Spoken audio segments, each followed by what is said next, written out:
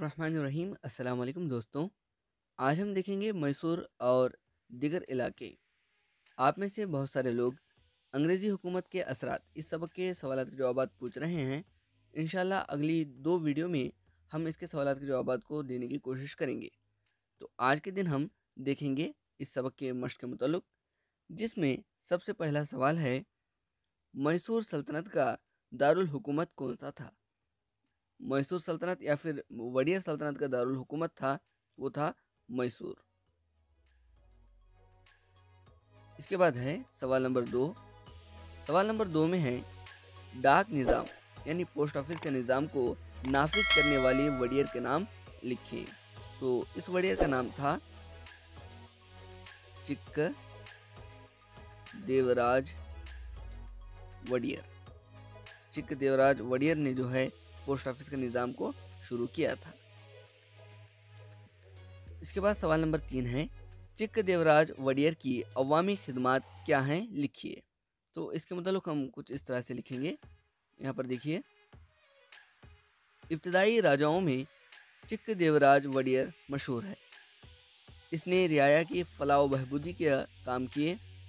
इसने 18 शाखों वाली यानी 18 कचहरी ऑफिस का आगाज़ किया। बहुत ही इम्पोर्टेंट है, चिक्क देवराज वडियर ने जो है 18 कचहरी की आगाज़ की। इसके साथ इसने वज़न और पैमाने को मुंतज़म किया ताकि लोगों को धोखा ना दिया जाए। इन्होंने इंतज़ामिया में बदनवानी को ख़त्म करने के लिए कई इक़दाम किए। श्रीरंगपट्टन के करीब मगरबी सिमत में कावेरी नदी पर बांध कर ज़राअत या फिर काश्तकारी के लिए पानी की सहूलियत फराहम की। रियासत के ख़जानों को पुर करके नौकोटी नारायणा का लक़ब पाया। देखिए, बहुत सारे इंपॉर्टेंट पॉइंट्स इसके अंदर मौजूद है। एक तो 18 कचहरी की इब्तिदा की। इसके बाद नेक्स्ट हमने देखा कि कावेरी नदी पर बांध बनाया और इनके ख़जाने में 9 कोटी यानी 9 करोड़ रुपये थे, तो इसीलिए इनको 9 कोटी नारायणा का लक़ब भी हासिल हुआ। इसके साथ सरकारी खतूत और मज़ामीन की तरसील के लिए इन्होंने डाक या फिर अंचे का इंतज़ाम किया। तो आप इस तरह से जो है इस सवाल का जवाब लिख सकते हैं। आगे देखेंगे हम सवाल नंबर 4, हैदर अली के कारनामे क्या हैं? तो हैदर अली के कारनामे कुछ इस तरह से लिखेंगे। हैदर अली सियासी हालात के मुताबिक हुक्मरानी करना जानते थे। वो उम्मी होने के बावजूद, आप ये लफ्ज़ के मानी जान लें, उम्मी यानी अनपढ़, उम्मी होने के बावजूद कन्नड़ी ज़बान या फिर कन्नड़ा ज़बान के साथ साथ कई ज़बानों से वाकिफ़ थे। इन्होंने मैसूर रियासत को बहुत दूर तक वसअत दी। ये एक बहादुर और मुंतज़िम हुक्मरान थे। कर्नाटक की तारीख़ में हैदर अली को मखसूस मकाम है। इन्होंने बेंगलुरु में लाल बाग की बुनियाद रखी। तो कुछ इस तरह से जो है आप लिख सकते हैं कि हैदर अली के कारनामे ऐसे थे। आगे बढ़ेंगे सवाल नंबर 5 की तरफ। सवाल नंबर 5 है, दरिया दौलत कहाँ पर है? तो आपको बता दूं, दरिया दौलत एक बाग का नाम है जो मौजूद है श्रीरंगपट्टन में।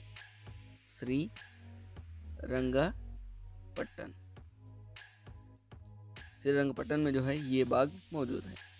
सवाल नंबर 6 है, मैसूर की तीसरी जंग के नताइज क्या हैं?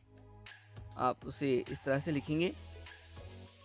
एंग्लो मैसूर की तीसरी जंग में अंग्रेज़ हमला करते हुए श्रीरंगपट्टन का मुहासरा कर लिया।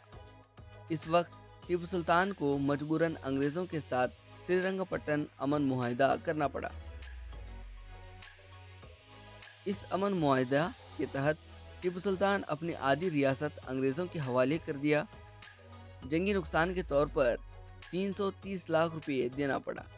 रकम की अदायगी तक अपने दोनों बेटों को बतौर ज़मानत रखा।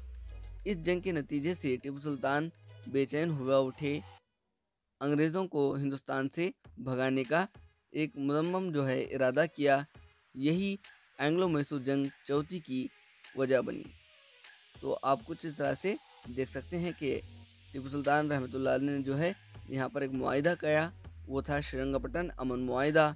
और इन्होंने जो है जंगी नुकसान के तौर पर 330 लाख रुपयों को देना था, तो इसे ना अदा करने पर जमानत के तौर पर अपने दोनों बेटों को इनके अंग्रेज़ों के हवाले किया और तीसरी जंग ही चौथी जंग की वजह बनी। आगे देखेंगे हम सवाल नंबर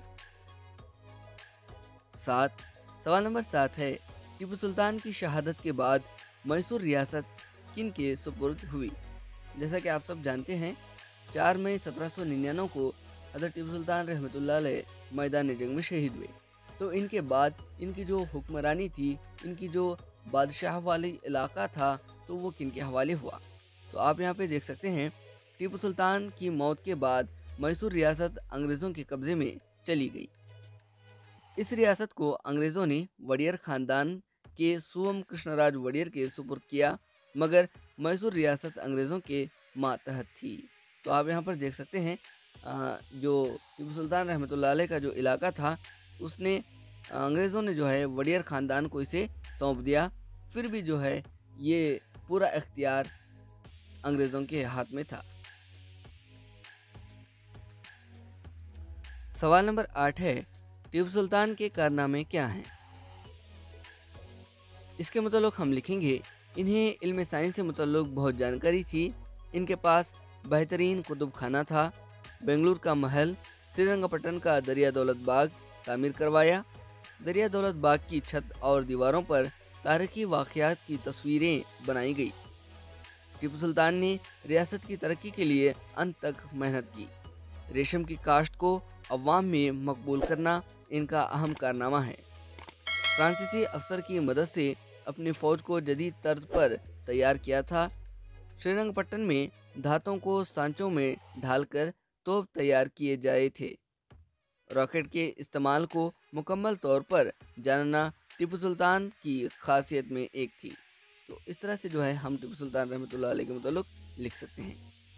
अब है सवाल नंबर 9, दोड्डा वेंकटप्पा नायका के कारनामे क्या हैं? तो इसके मुताबिक हम लिखेंगे, इसने साहिली इलाकों में चंद्रगिरी तक फतह हासिल की।